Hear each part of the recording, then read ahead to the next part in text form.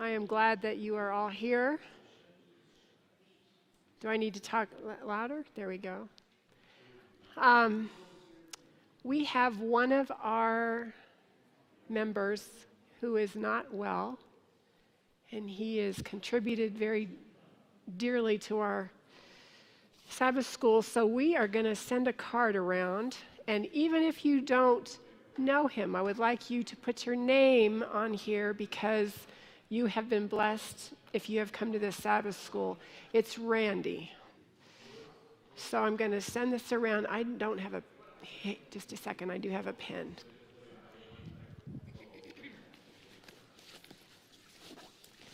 And if Randy is listening, we are going to pray for you in just a minute. Here, you can stick that with that. All right. How many of you have been blessed this week? Yeah, we're all sitting here. So we've actually been able to get here, right? I'd like to have us bow our heads as we begin. Our gracious Father in heaven, we come to you again to learn more about how you would ask us to live. We've come together again to see how you lived here on earth and how your example is for us to follow. Send the Holy Spirit to open our minds and our hearts as we have this discussion. And I ask that you be with Randy and his wife in a very special way. You know his challenges. We ask that you put people in his life that will ease those challenges, give him strength and courage. These things we ask in the precious name of Jesus. Amen. All right. Dan, I'm going to give you this envelope, and I'm going to make you responsible for gathering that at the end. Okay, so here's kind of a framework of where we're headed today. Doesn't mean we have to follow it, but we're going to this is where we're headed. We're going to talk about two requirements and two greatest sins. That's one area. Then we're going to dissect two stories because these two stories can inform us about these requirements. And then what's most important is to talk about, after we learn more about these other things, we're going to apply them to our lives. We can read, we can study, we can discuss, but if they don't make a change in our life, I'm not sure that it's worth any talking. Okay, so I say the two requirements. Let's grab your Bibles, and we're going to read a story. We're going to go to Matthew 19. Matthew 19, starting with verse 16. And I would like to have some volunteers. We're going to read 16 through 23, but we can break that up. So why don't we go is there somebody who would read Matthew 19, 16 through 23? Don't all raise your hands at once. And I just want to remind you that this is a discussion. I have not come prepared to talk for an hour. So if we're done in 15 minutes, okay. All right. Marianne is going to read. Good teacher, what good thing shall I do that I may have eternal life? So he said to him, why do you call me good? No one is good but one, that is God. But if you want to enter into life, keep the commandments. He said to him, which ones? Jesus said, you shall not murder, you shall not commit adultery, you shall not steal, You shall not bear false witnesses. Honor your father and your mother, and you shall love your neighbor as yourself. The young man said to him, all these things I have kept from my youth. What do I still lack? Jesus said to him, if you want to be perfect, go sell that you have and give it to the poor, and you will have treasures in heaven, and come follow me. But when the young man heard that saying, he went away sorrowful, for he had great possessions. Then Jesus said to his disciples, assuredly I say to you that it is hard for a rich man to enter the kingdom of heaven. Thank you. I find it interesting that when Jesus says, you need to keep the commandments, he said, which ones? I mean, isn't that interesting? Which ones? The 10 Commandments, which ones? As if some of them are important and some of them are not. Which ones? Someone read Matthew 22, 37 to 40. Let's start. Matthew 22, let's start with 34 and go to 40.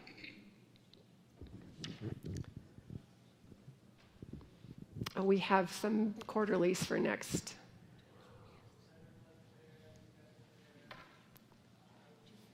Yes, I do. Thank you. I don't think so.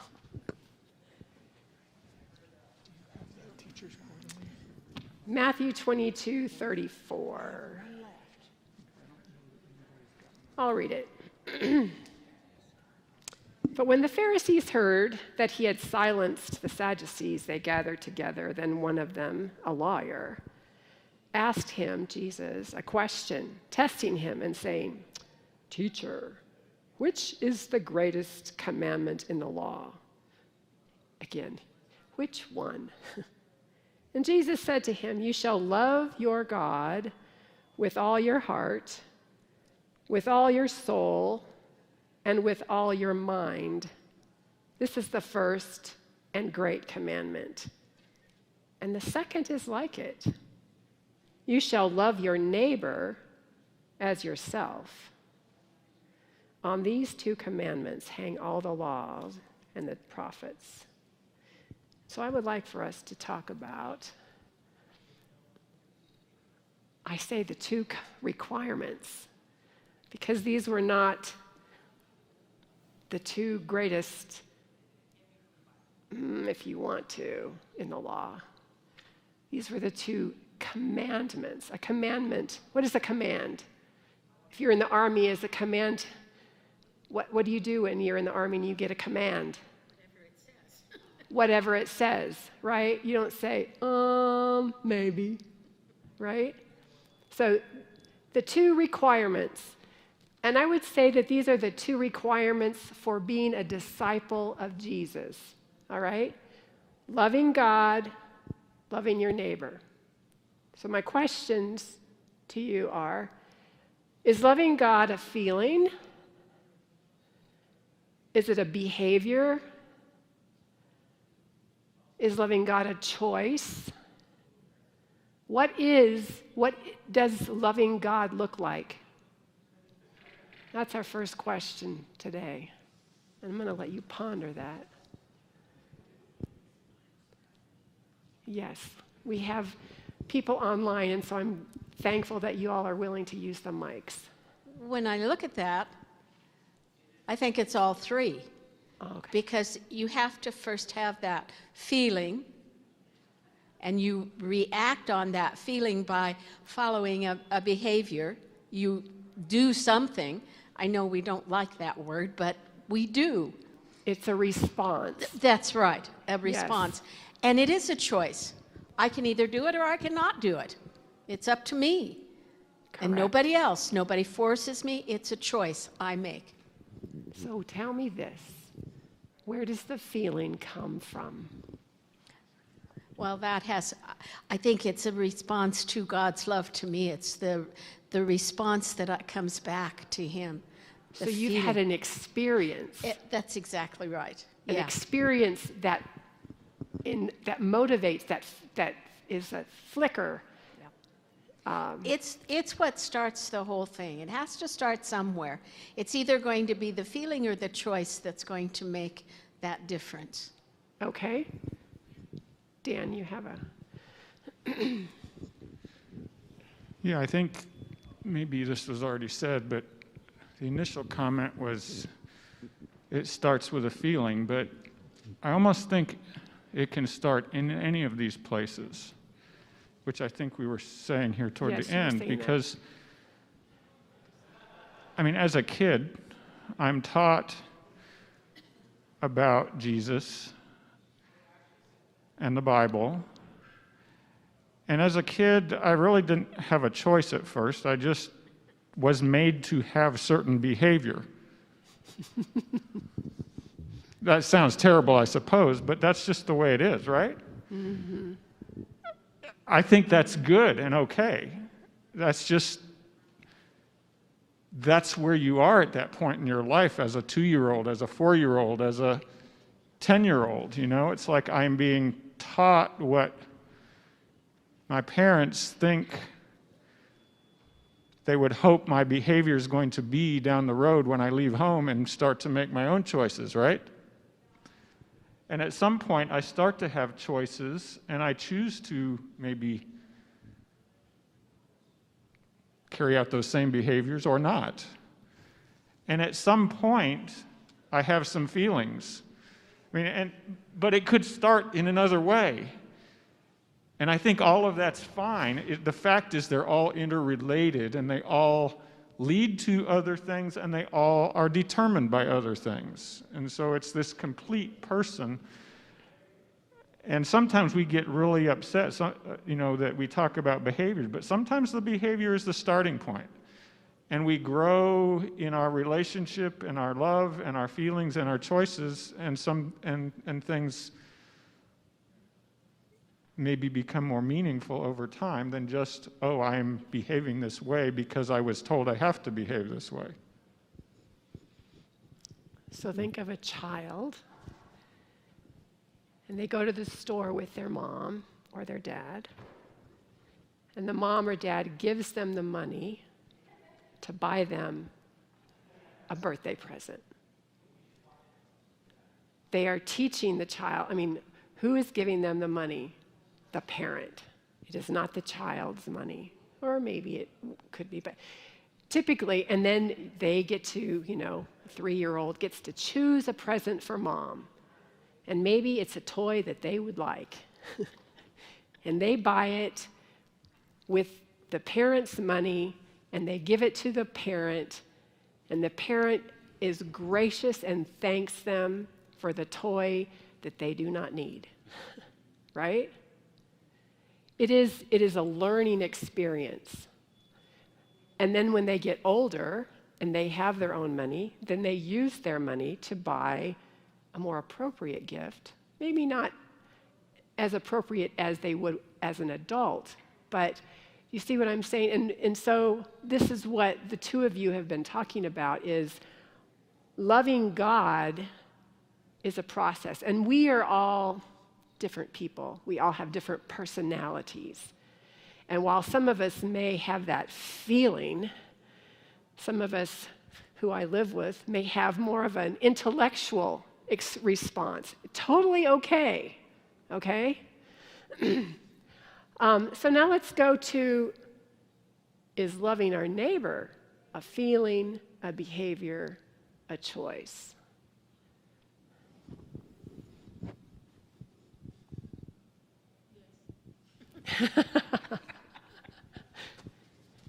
And tell me more. Yes, it is. It's all of those things. And I think you can do some without the others. They're not always simultaneous, right? I might be very upset at someone and choose not to hurt them. Mm-hmm. And that's love, even though I'm feeling anger, right? We can choose things, and sometimes we might have feelings and we don't make good choices.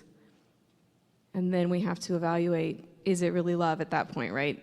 And is this just a sinful response on my part? And we have to go through that work to figure that out. But love ideally is a feeling, but I think it always has to be a choice. And it will be reflected in our behaviors. And so if these are our author of this quarter's lesson talks about, if these are requirements, these are the two greatest commandments, and what are the two greatest sins? And he suggests that the two greatest sins are not loving God and not loving our neighbor. What are your thoughts about that? Do you agree? Do you disagree? The two greatest sins, not loving God and not loving our neighbor. We're going to talk right now about who is our neighbor. And we're going to use the stick person's version of the story, the Good Samaritan. So, here is a Jewish man. He has come down from Jerusalem, and he is in this ravine. And these robbers that are hiding out here have come down and they have beat him up. I don't know if you can all see that. They have beat him up, and he is bleeding. And he is in a very bad way. And a Levite comes,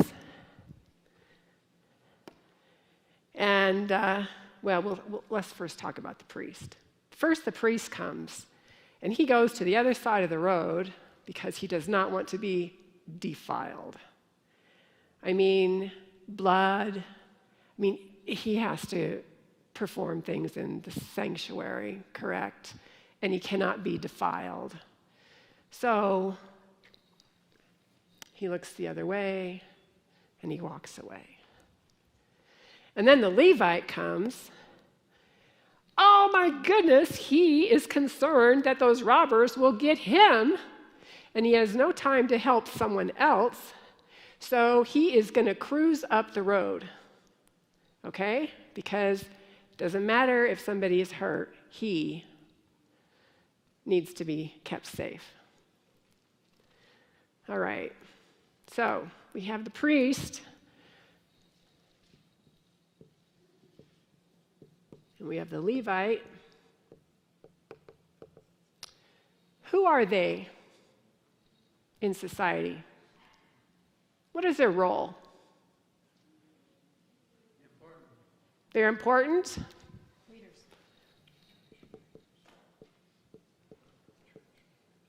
I hear it. Church leaders.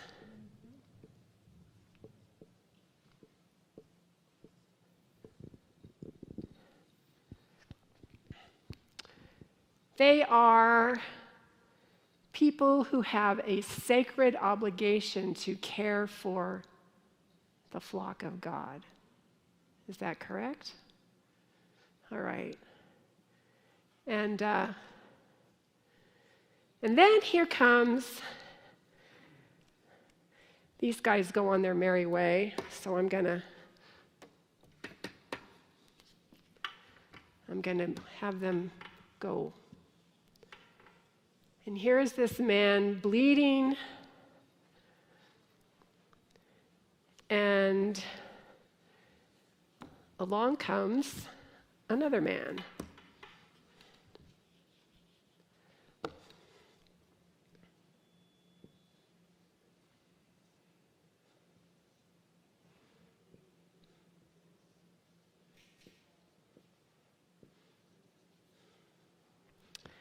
A Samaritan with his donkey, of which I will not attempt. And he stops. Now, one wonders, did he immediately realize that the man bleeding to death was his enemy? Or was this guy, you notice this guy has clothes on and he doesn't, because the robbers took everything. I mean, he's laying there bleeding to death naked. So, someone tell me about the strife between Jews and Samaritans. What was that all about?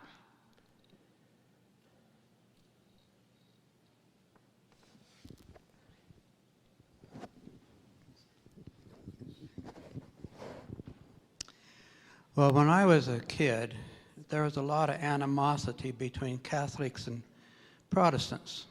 And it was very evident in our town. And you didn't get along very well. If you had a Protestant in your school or a Catholic in your school, sometimes they were shunned.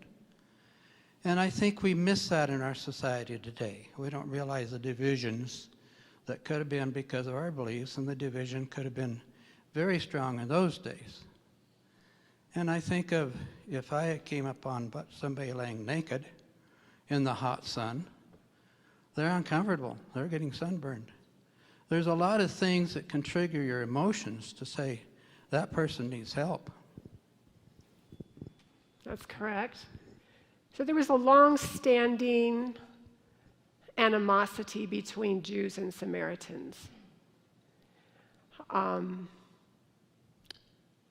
You just wouldn't, I mean, they were nothing. A Samaritan to a Jew was nothing. And here, what's that? They were also idolaters. They were idolaters. They did not believe the way the Jews believed. What else? I mean, this feud had gone on for hundreds of years. And so I'm just wondering if he knew right off that this was a Jewish man, or did he look beyond and say, this is a man? Dan.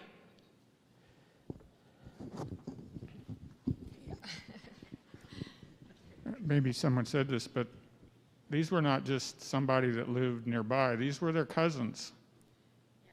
They were, to some extent, blood relatives.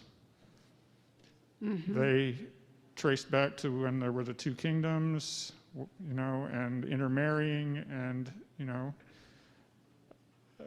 they sociologically started to be more distant from the rest of the Jewish nation, but they were related. These were not just some enemy that they hated. So they were people that came to the same church and had different views on women's ordination. They were in the same neighborhood, and they were Republicans and Democrats. They were in the same community, but separated by a railroad track, and they were white and black. But they had the same genetics running in their blood. They were brothers. They were brothers. It was, which temple did you worship at? Yes. I visited a person once whose son-in-law had done a very terrible thing. And over time, years, 40, 50 years, and the son-in-law had some kind of a conversion experience and wrote to the mother-in-law, and asked for forgiveness. And I happened to be there when she read the letter, and she put it down. And I said, "Oh, looks like you got a letter." I didn't know what was in it. My son-in-law did this. And it's been 50 years. And now he's asking me to forgive him. Oh, I felt like I had stepped in something, Ooh, should I be here? But I was, and I said, "Oh, what is your response?" And she said, "God has forgiven me.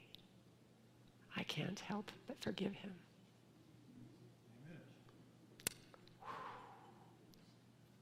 That was deep stuff. And what I saw in her was mercy and grace that was lived and experienced. And because she had experienced it, she could not but help give it away. And I don't know if that's what happened here, but this guy, the Samaritan, he was an enemy. As you all know, I can't spell, so you'll just have to figure it out. What else was he? He was a brother, cousin,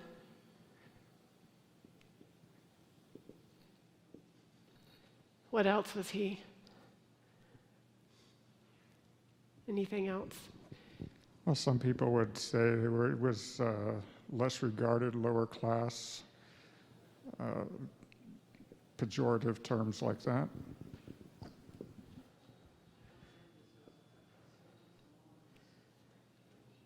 Marginalized?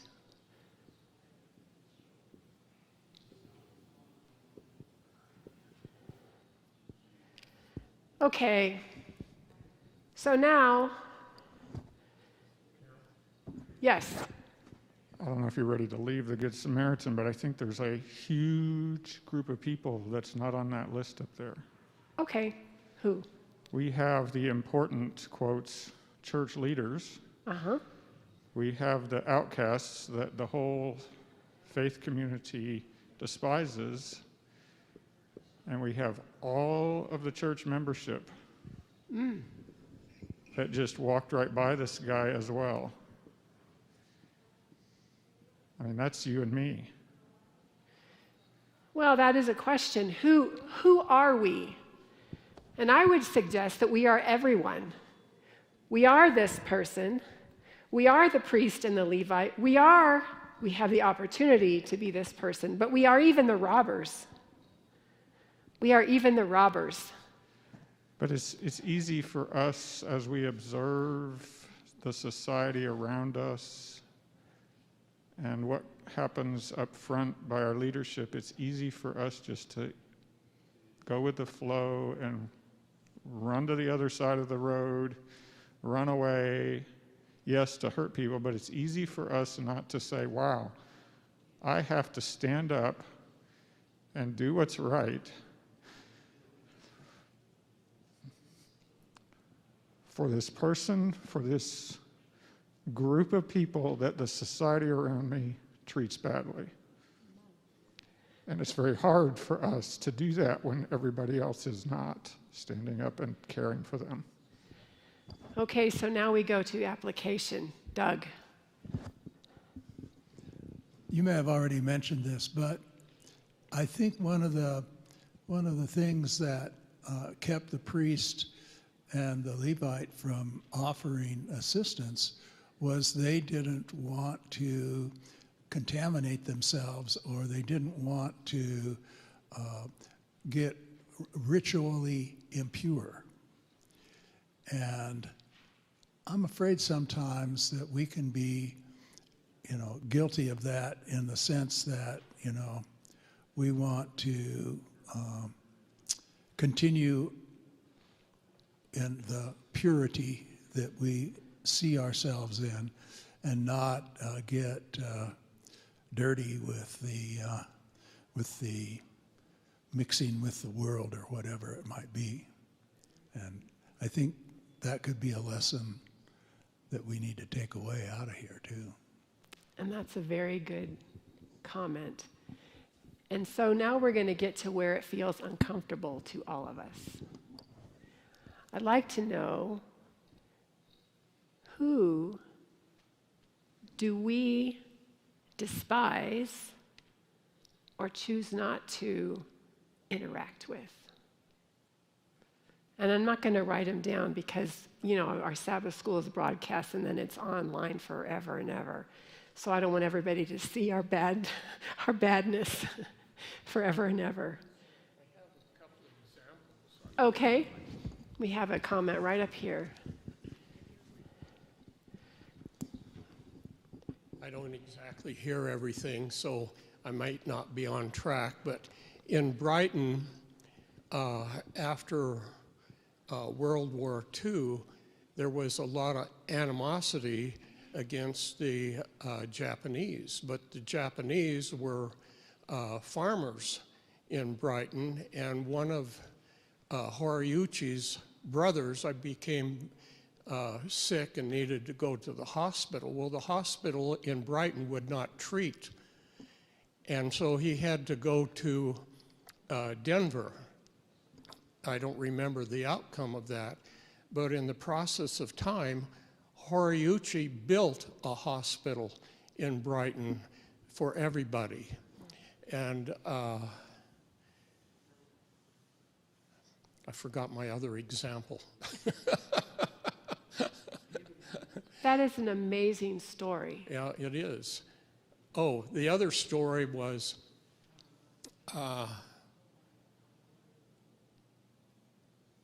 there were many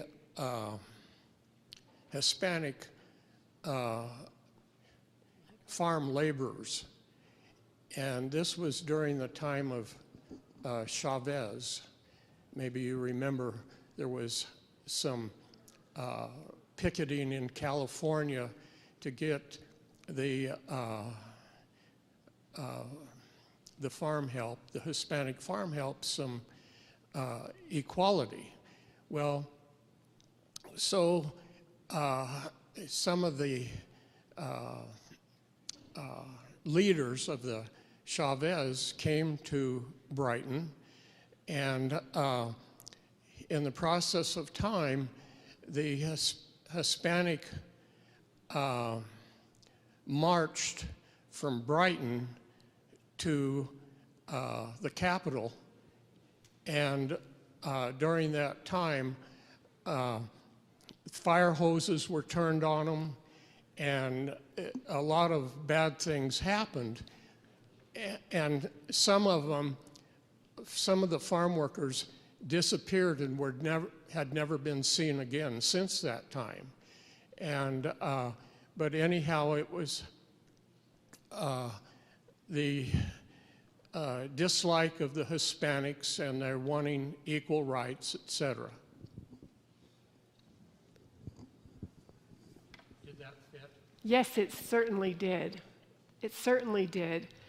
And I would like to read the first few lines of Desire of Ages about this story. The Good Samaritan. Well, actually, let me start with reading this. This is a book about the meals with Jesus. Today's Pharisees might condemn the poor for their dysfunctional families, but lift not one finger to help. Today's Pharisees might condemn the poor for their excessive drinking, but not lift one finger to ease their pain. Today's Pharisees might condemn the poor for their laziness, but not lift one finger to provide employment. Today's Pharisees might condemn the poor for their abortions, but lift not one finger to adopt unwanted children. The author says, I'm not defending dysfunctional families, drunkenness, and so on, but we can't condemn these things at a distance. That is legalism. We must come alongside, proclaiming and demonstrating the transforming grace of God. I guess the question that I have for you is, do we just wait for our neighbor to pass by us, or do we just wait for our paths to pass by a wounded person, or do we take a step out of our comfort zone and and decide to stand up for the marginalized? Are we required, the two requirements, to love God and love our neighbor as ourselves? If we do not love our neighbors, are we not creating one of the greatest sins? Where does the rubber meet the road? You know, I've known of organizations who decide to be inclusive, and yet when they go home and their children have birthday parties, they only invite the white children, not the brown children. To me, that is a disconnect. If you're going to do it at work, you do it through your whole life. If what you say at work is really true, what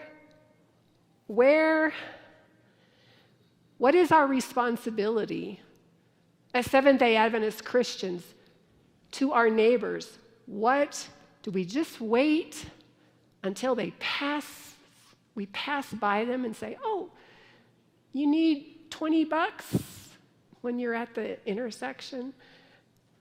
What is our responsibility, Dan? Well, each of us will have to answer that ourselves, but the things I'm thinking right now, I'm thinking about two things. One, Jesus said in John 13:34, "A new command I give you, love one another.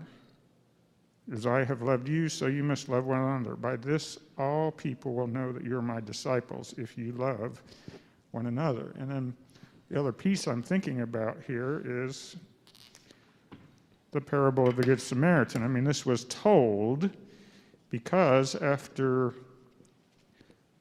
the attorney asking, or the rich young ruler asking Jesus what the greatest commandments were, he said, well, after he said, do this and you will live, and he says, who is my neighbor? I mean, it's like, so where the rubber meets the road is, who do I need to treat this way, right? Mm-hmm. And Jesus tells the parable of the Samaritan, and then he ends with, which of these three do you think was the neighbor? And the guy responds, the one who had mercy on him. And so what's my heart is telling me right now is, you will be known as my disciple if you love your neighbor. Who is my neighbor? Everyone. And my job is to have mercy on everyone. Elizabeth. I think that obviously this is a question that we will all individually have different answers for, because we cannot each do it all. Correct. And that's important to remember, because I know at times I have thought about all the things that need to be done, and it's so overwhelming that I do nothing. And that's not okay. And a lot of us live in the Adventist bubble. Does that excuse us from having to reach outside of that? And then oftentimes when we do reach outside of that, it is very intentional with the plan to convert. That is the goal. That is the reason. And if people aren't responding to the truth, we dust off our feet and move on to the next person. And that's not love. We think it's love, but it's not. It's an agenda. It's a personal agenda. I want to feel good about doing this myself. Jesus didn't go around to convert people. He went around loving people. And the natural response to being in the presence of Jesus was to follow him. Sometimes. Sometimes they turned around sorrowfully and walked away. Not everybody followed Jesus either. And I think we really need to remember that. And so we each have to ask God, who is the neighbor that you want me to reach out to? Because we cannot solve the homeless problem by ourselves. We cannot solve the prejudice problem by ourselves. There are too many problems in this world. But you have been placed somewhere that can reach someone that no one else can in a way to just love them. And I know I have found my niche, and it is so rewarding. And I will probably never invite most of these people that I interact with to church. And I may or may not even have a conversation about God. But I am changing lives with the encouragement that I'm able to offer, with the tangible help that I'm able to offer. And I know that I have found, and I have spent a lot of my life feeling hopeless, like, what am I supposed to do about this? And the feeling that I have now is just, it's so peaceful. It's so wonderful to know that I am making a difference. And I think if God does bring people into my sphere, I will jump at that. And he will, if we ask. He will. I agree. Dennis, you had a comment?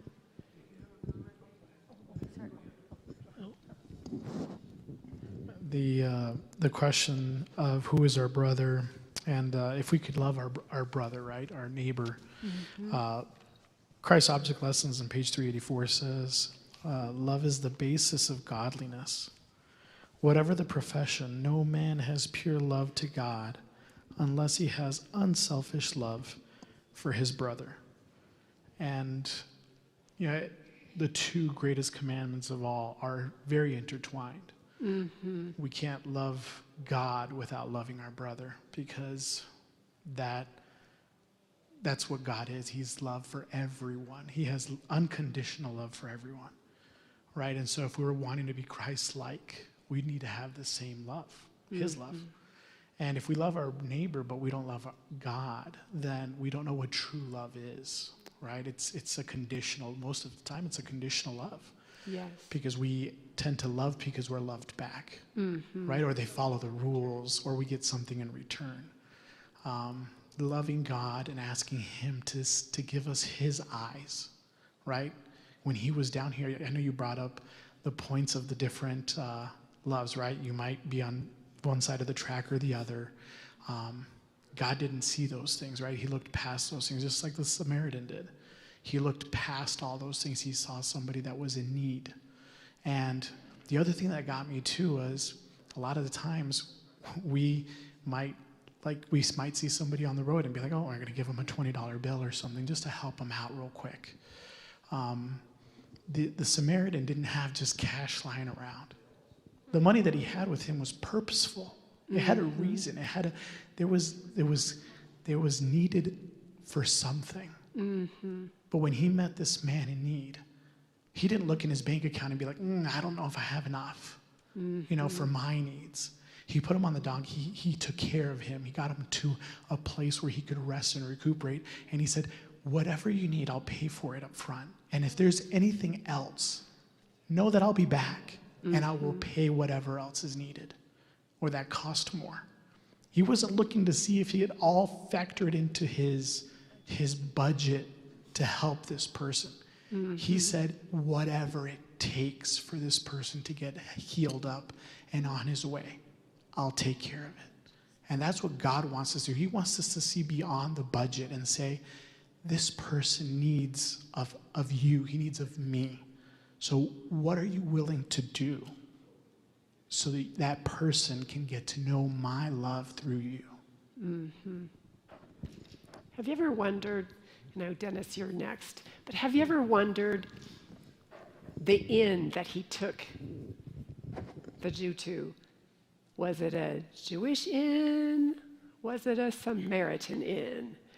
If it was a Jewish inn, did the owner say, I don't know, move on because he's a Samaritan? Oh, wait, you have a Jew there? Oh, okay, Or was it a Samaritan inn? What? You want me to take care of a Jew? I just wonder. That wasn't part of the story. Dennis, you had a comment. Compassion is usually the driving force when I act on something. So I think this man is probably being compassionate. But I think of the preface to The Desire of Ages. It talks about the inexpressible longings in the heart of all mankind of whatever race or station in life for something they don't possess. But these longings have been implanted in our very constitution by a loving Father. And Satan, through his snares and temptations, wily schemes and crafts and fiery darts, has convinced us that these longings can be satisfied by the love of power, the love of wealth, the love of fame, the love of ease of life, and the love of pleasure. But those who have been thus deceived find that these things pall upon the senses, leaving the soul as barren and unsatisfied as before. And this desire, if normally followed, will lead us to Christ. So that kind of brings us to the controversy. There's two forces in our life, Satan and God, and who are we going to choose to follow? And we always have this conflict going on. Are we going to let prejudice or popular belief persuade us? As my father said, don't let your friends make your decisions for you. And sometimes that happens, unconsciously, whatever, however it goes. And so when the rubber meets the road, sometimes we surprise ourselves by our outcome. Yes. Dan. You know, I'm thinking still about Elizabeth's comments about the importance of caring within our sphere.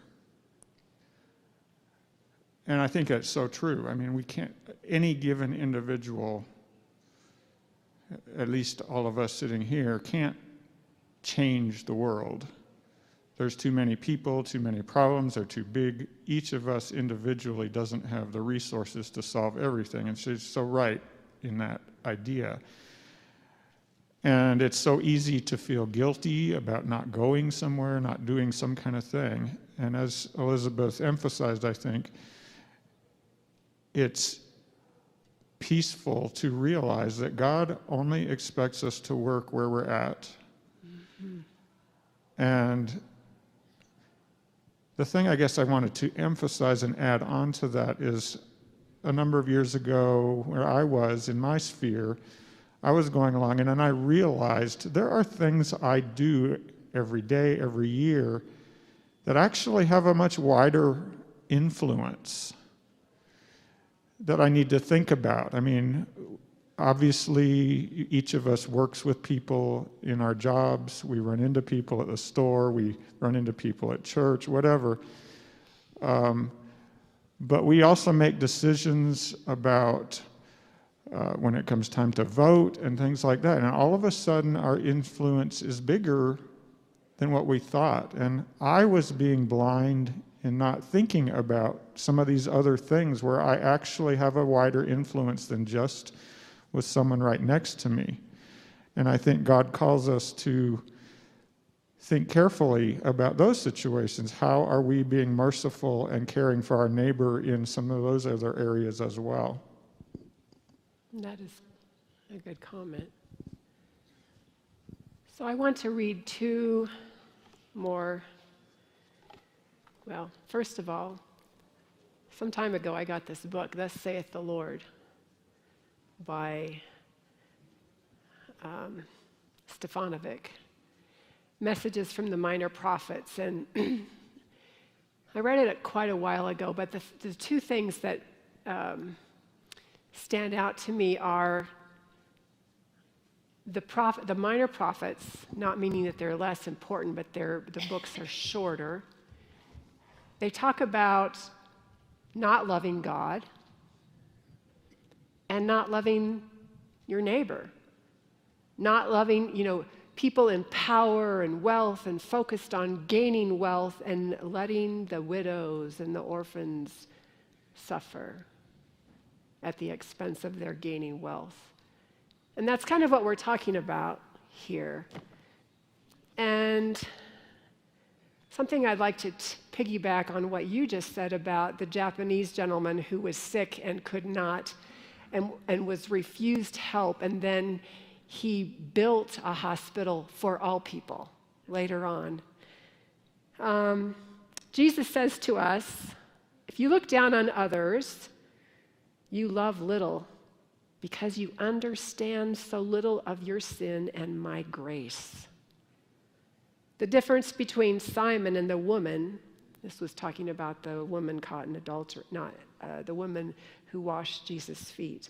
The difference between Simon and the woman is not just how they view Jesus, it is also how they view themselves.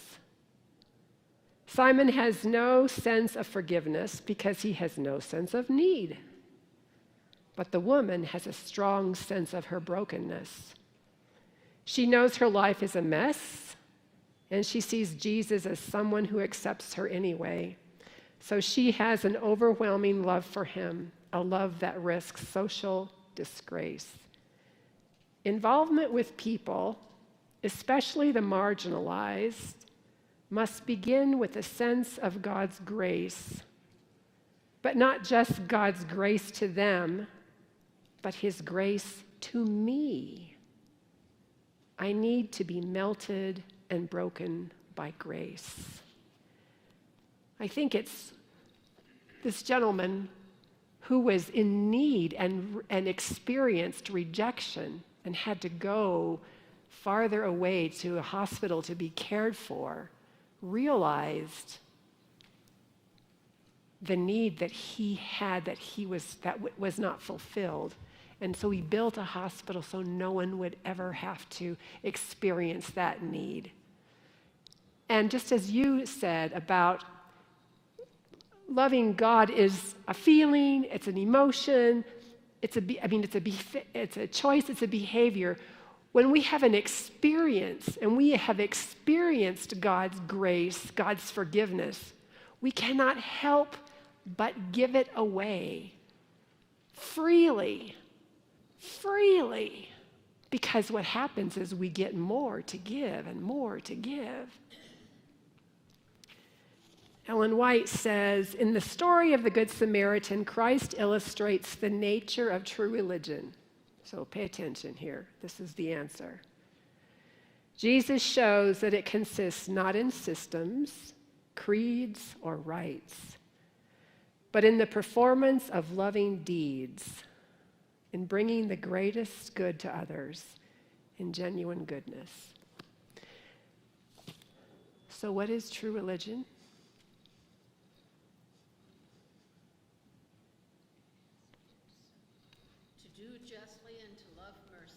To do justly and to love mercy, and to walk humbly with our God. Not arrogantly with our God, I've got it all figured out. No. To walk humbly with our God, because we know if it wasn't for his mercy and his grace, I would be where they are. Yes, you have a comment here.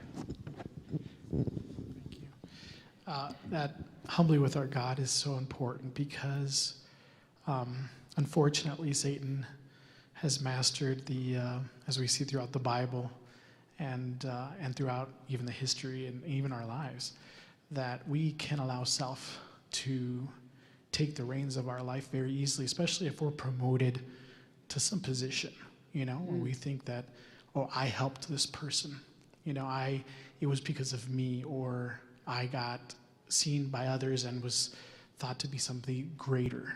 And that allowing self to take first place in our lives pushes out Christ completely. Yes. And so when we walk humbly with our God, you can take any example, Peter and Paul, being a missionary to so many areas. And he looks at his life and he says, I am the chief sinner. I'm not worthy of any of this. And Peter's saying, I'm not worthy to be crucified the same way as my Lord was. There's so many stories, and you can see it in your own life too, and say, Lord, I'm not worthy to be used by you. But because you love me, use me in whatever way you want me to be used. And when we do that, when we sacrifice ourselves, we place self on that altar of sacrifice, that's when Jesus can say, I want to use you. I've been wanting to use you for so long to reach those in the church, that are hurting silently, that don't know what it is to be loved by me. Those around your own neighborhood, those around your workplace. And when we say, Lord, keep me humble no matter what, and we always keep him in mind, then he can use us to the utmost. And we might think the utmost is to become some great, evangelist, or no.